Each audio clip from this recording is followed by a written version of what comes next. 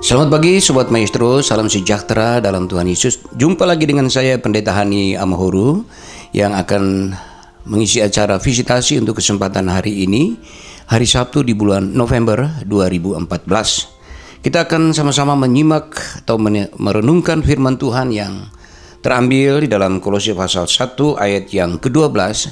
Saya akan berbicara tentang mengucap syukur dalam hal ini karena ada sesuatu yang Tuhan janjikan buat kita sekalian. Itu yang kita patut untuk mengucap syukur.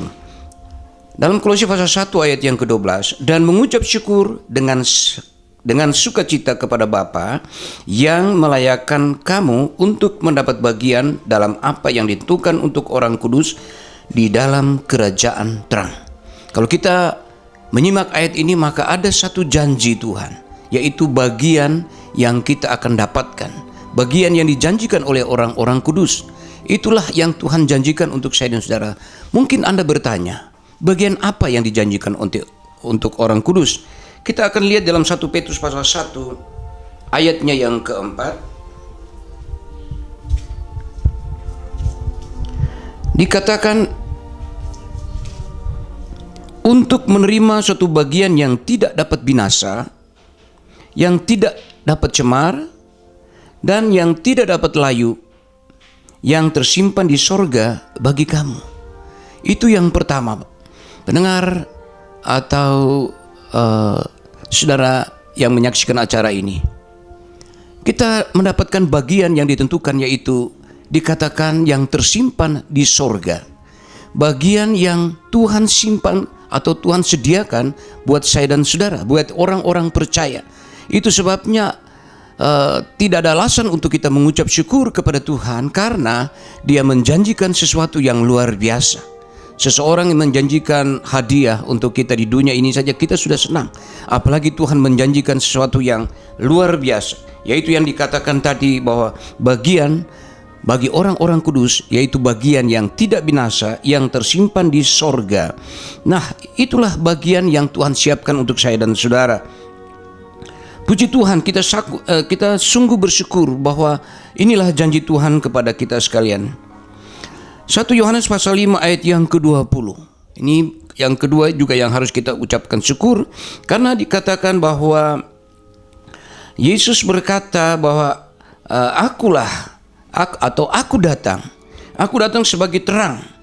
Terang sehingga terang ini membuka mata hati kita, membuka cakrawala berpikir kita, bahwa Tuhan tidak ingin kita sampai akhirnya kita binasa di dalam dunia ini, karena Dia menjanjikan supaya kita mendapatkan kehidupan yang kekal. 1 Yohanes pasal 5 ayat yang ke-20 dikatakanlah inilah hidup yang kekal di dalam Anaknya, di mana Yesus telah datang dan memberitakan yang benar. Dan inilah hidup yang kekal kalau kita mengenal Yesus sebagai juru selamat, sebagai Tuhan kita. Itu yang Tuhan janjikan. Sehingga dengan demikian, karena Dia berkata bahwa Dia adalah terang, Dia membuka mata hati kita supaya kita dapat melihat terang yang sebenarnya, terang yang membawa kita kepada kehidupan yang kekal. Selanjutnya kita lihat dalam Efesus pasalnya yang ke-1 ayat yang ke-18.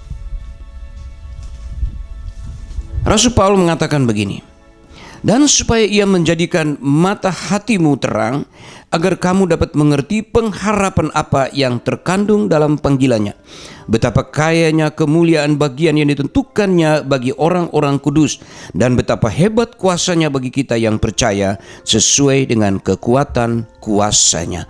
Puji Tuhan, apa yang dikatakan oleh Rasul Paulus tadi, haruslah kita syukuri bahwa betapa luar biasa panggilan Tuhan. Dia membuka mata hati kita supaya kita percaya bahwa panggilan Dia terhadap kita itu satu yang luar biasa. Dikatakan betapa hebatnya panggilan yang Tuhan kerjakan dalam kehidupan kita. Untuk apa, saudara?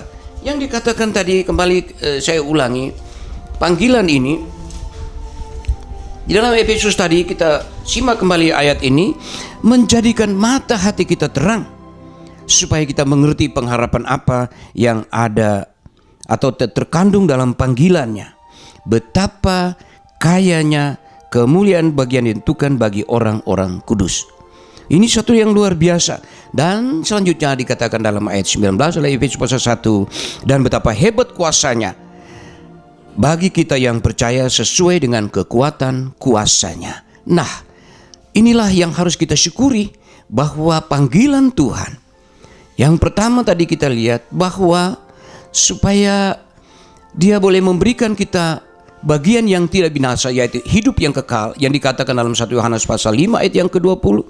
Dan mengucap syukur karena membuka mata hati kita menjadi terang, karena kita mendapatkan satu panggilan yang luar biasa, yang dikatakan bahwa betapa hebatnya setiap kita yang dipanggil dan percaya bahwa Dia adalah Tuhan dan Juru Selamat, sehingga di dalam hidup kita yang sementara ini kita mengandalkan Tuhan di dalam kehidupan kita untuk menjalani kehidupan yang dikatakan sebagai sebuah perjalanan yang diwarnai dengan begitu banyak tantangan. Tapi dikatakan bahwa betapa hebat kuasanya bagi kita yang percaya. Percaya kepada siapa? Percaya kepada Yesus yang telah memanggil kita untuk memberikan kita satu bagian yang tidak binasa. Dan yang berikut yaitu bagian di mana ketika kita mendapatkan masalah, ketika kita mendapatkan kesulitan dalam hidup ini, kita panggil nama Yesus. Betapa hebat kuasanya bagi kita yang percaya. Kiranya Tuhan Yesus memberkati kita. Amin.